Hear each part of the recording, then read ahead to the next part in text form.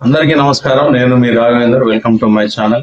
అయితే పెద్ది సినిమా ఏదైతే ఉందో రామ్ చరణ్ నటించిన పెద్ది సినిమా మొత్తానికైతే ఆ ఎవరు ఊహించినట్లుగా వసూళ్లు కూడా సాధించింది.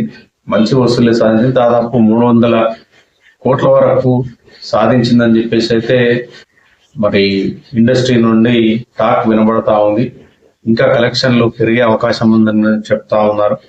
ఇక సినిమా కథ విషయానికి వచ్చేసరికి కొంత అంటే రామ్ చరణ్ మెగా ఫ్యాన్స్ ఎవరైతే ఉన్నారో కొంతమంది నిరుత్సాహపడ్డ విషయం అనేది వాస్తవమే.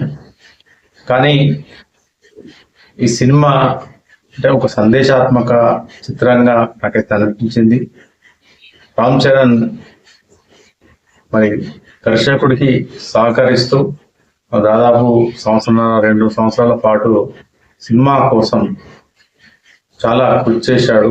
అంటే బాడీ షేప్ మార్చుకోవడం కావచ్చు, ఫిట్నెస్ కావచ్చు, పోరాట సన్నివేశాల్లో పాల్గొనడం కావచ్చు, ఫైట్స్, ఆయన ఆహార్యం కావచ్చు, మరి అన్ని విషయాల్లో కూడా ఆయన చాలా శ్రద్ధ తీసుకొని చాలా డెడికేషన్తో ఈ సినిమా చేయడం జరిగింది. ఎవరు ఎన్ని రకాలుగా మాట్లాడినా ప్రస్తుతం ఉన్న కాలంలో సమాజానికి కొన్ని మంచి సినిమాలు అవసరం. ముఖ్యంగా మన యువత ఏదైతే ఉందో యువత స్ఫూర్తి పొందేలా ఇన్స్పైర్ అయ్యే విధంగా సినిమాలు రూపొందాలని చాలా మంది అనుకుంటుంటారు సొసైటీలో. మరి అలాంటి యూత్ కోసమే ఈ సినిమా నిజంగా రూపొందిందని నేను భావిస్తా ఉన్నాను. మరి చాలా మొండి పట్టుదలతో చాలా స్పోర్టివ్గా రామ్ చరణ్ దీనిలో 3 ఆటలు ఆడడం, తన ఊరికి ఒక ఐడెంటిటీ తీసుకురావడానికి ఆయన ఆ పాత్ర సినిమాలో పాత్ర ఏదైతే ఉందో ఆ పాత్ర ఆరాటపడే విధానం, ఆ ఎమోషనల్ సన్నివేశాలు అవన్నీ కూడా ప్రేక్షకులను ఎంతగానో ఆకట్టుకున్నాయి.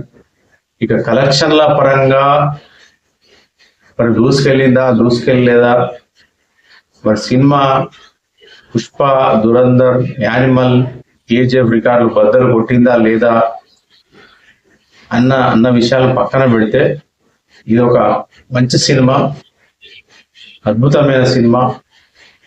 ఇలాంటి సినిమాలు ఖచ్చితంగా సొసైటీకి అవసరం, ప్రజెంట్ ఉన్న యువతకు అవసరం.